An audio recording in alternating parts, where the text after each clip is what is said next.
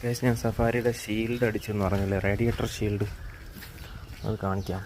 ഞാൻ പിന്നീട് ജസ്റ്റ് അതിനൊരു പെയിൻറ്റ് അടിച്ചു കൊടുത്തു. ഇങ്ങനെയാണ് വരുന്നത്. ഇതിൻ്റെ കണക്ഷൻ ഒന്ന് വിട്ടുപോയിട്ടുണ്ട്.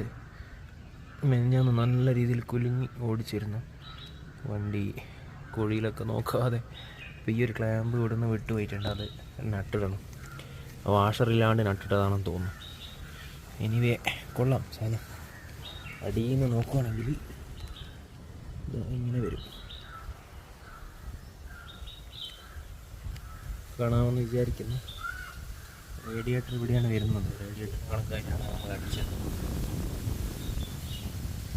നമുക്ക് വേണ്ടത് എൻജിൻ അണ്ടർ ബെല്ലി ഉണ്ടല്ലോ, അണ്ടർ ബെല്ലിയും പിന്നെ നമ്മൾ ട്രാൻസ്ഫർ കേസും അതൊക്കെ പ്രൊട്ടക്റ്റ് ചെയ്യുന്ന രീതിയിൽ കവർ അടിക്കണം. അപ്പോൾ തൽക്കാലം ഇങ്ങനെ വെച്ചൊപ്പിക്കാം.